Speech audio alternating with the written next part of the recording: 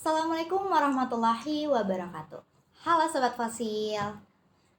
Kalian tahu kan, kita itu katanya adalah generasi pasca milenial ya, atau kerennya disebutnya generasi Gen Z lah ya.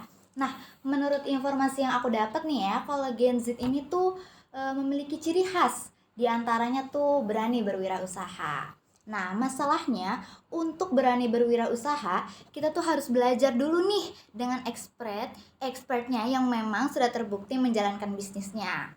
Biar kita dapat tahu dan bagaimana caranya berwirausaha. Sebelumnya nih kita sapa dulu dengan gue star kita kali ini, yaitu namanya Karian Angkawijaya. Iya, halo. Halo Kak, apa Halo. kabar? Baik, alhamdulillah. Oke. Terima kasih ya Kak, di tengah waktu Kakak nih sudah meluangkan waktunya untuk ngobrol sama saya sebagai informasi untuk sahabat fosil.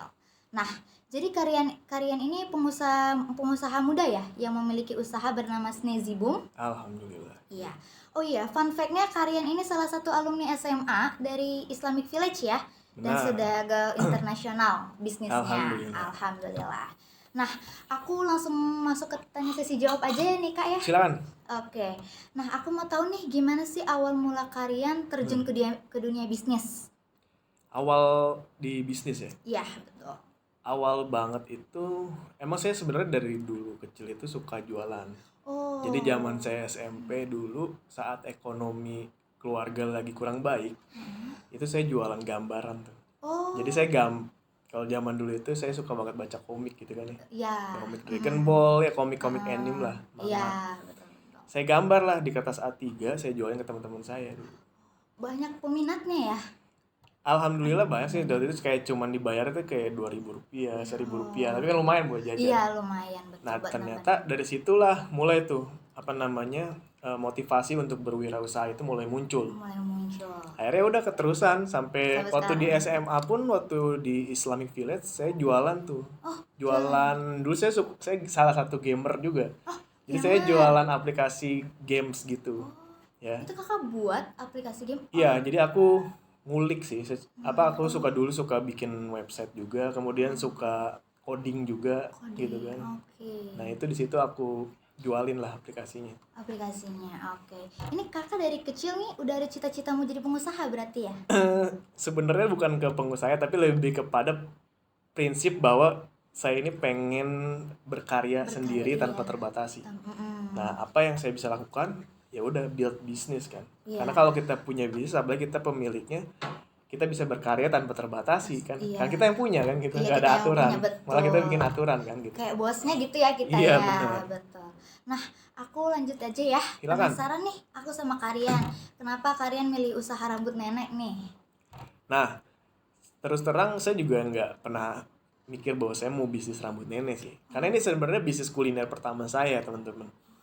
Nah, sebelum bisnis ini itu saya punya bisnis konveksi. Konveksi menjahit? Iya, tukang jahit. Nah. Cuman dilalahnya itu bisnis bangkrut karena saya ditipu. Oh, ditipu. Jadi waktu itu ditipu di 2016 ke 2017. Kemudian sisa uang hasil jual aset-aset saya bingung mau bisnis apa kan. Akhirnya saya diundang ke nikahan teman SMA saya. Kita ngobrol sama salah satu teman saya, nanya, sekarang nyari rambut nenek atau gulali di mana udah susah gitu kan. Udah jarang ya. Udah jarang. Akhirnya saya riset nih lebih lanjut, ternyata emang abangnya ini sudah mulai hilang gitu. Iya, ini tradisional kan kayak termasuknya rambut nenek. Rambut nenek ini kamu tahu nggak sih bahwa ini tuh udah ada dari abad ke-17. Zaman Raja Jawa kuno dulu. Iya. Jadi ini warisan kuliner Indonesia yang sebenarnya sayang banget kalau harus hilang kan. Betul. Gitu. Kayak udah khas gitu ya. Bener. Oke, kita lanjut aja ya Kak ya. Menurut aku kan usaha Karian ini unik ya, maksudnya dari rambut neneknya ini nih.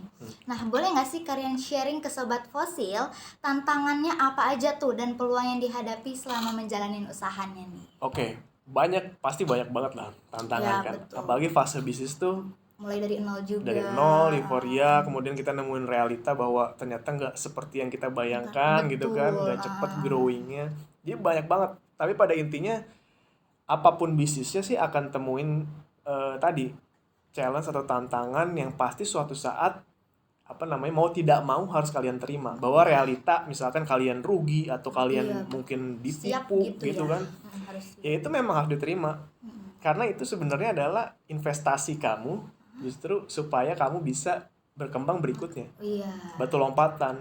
Nah banyak orang itu sebenarnya kalau saya prinsipnya gini ya, gak ada kata gagal. Gagal itu adalah ketika ya kita udah meninggal aja, ya nggak sih? Tapi Iya. selama kita masih hidup, masih bernafas nih, Allah kasih kita nafas, kita masih punya kemampuan untuk ikhtiar terus kan. Betul. Gagal itu kan ketika kamu berhenti nih, Iya. ya kan, kamu memutuskan untuk berhenti. Itu pun kamu masih punya pilihan untuk maju lagi ke depan kan. Iya, betul. Oke, kita lanjut aja ya Kak ya. Dari tantangan yang udah kalian sampaikan nih, gimana caranya kalian untuk atur strategi dan branding Sneezy Boom sampai dikenal dan disukain banyak orang? Strategi ya. Iya.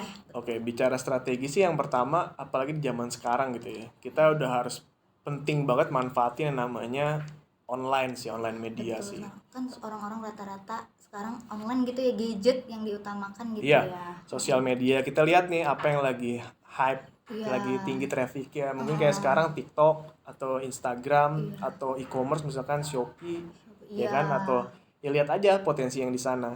Nah, tapi di balik itu semua, itu teman-teman harus ingat bahwa itu semua adalah kendaraan doang. Yang utamanya adalah brand value kalian. Jadi keunikan dari produk kalian itu apa?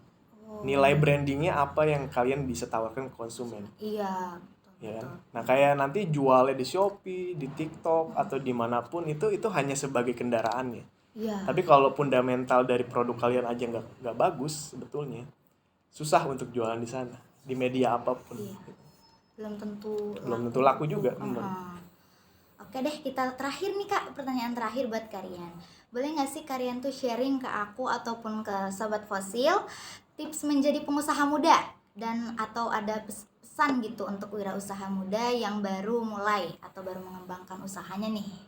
Oke, buat Sobat Fosil semua yang tonton tayangan ini, yang pasti prinsip berwirausaha itu yang pertama adalah take action.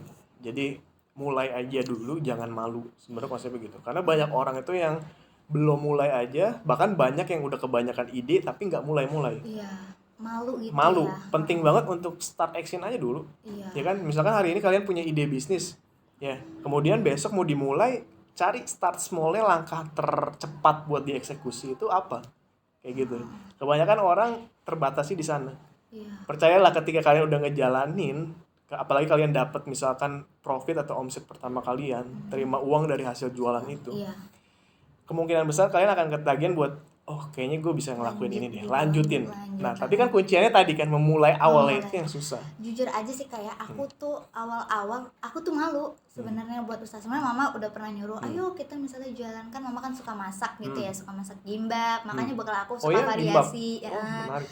Terus kalau enggak kadang-kadang tuh kayak mashed potato gitu kan, coba ditawarin ke teman-teman, tapi kadang-kadang dari aku sendiri masih suka kayak udah ntar aja, Nggak apa-apa. ntar aja. Iya, mungkin itu Dan itu motivasi ya buat maju lebih itu kan nggak merugikan orang lain, Iya. ya kan?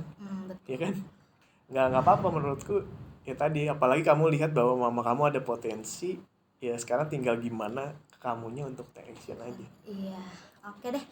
Itu aja deh Kak ya Siap, pertanyaannya. terima kasih banget buat kakaknya. Alhamdulillah nih kita banyak banget infonya dari kalian yang sangat informatif. Semoga sharing yang hari ini kita dapatkan dari kalian menambah kepedean kita untuk lebih berani Amin. berwirausaha ya guys ya. Amin, Oke. harus. Terima kasih kalian. Semoga Sneezy Boom-nya semakin sukses dan cabangnya makin banyak. Siap, amin, thank you ya semua. Oke, cukup sekian dari kami podcast kali ini. Wassalamualaikum warahmatullahi wabarakatuh.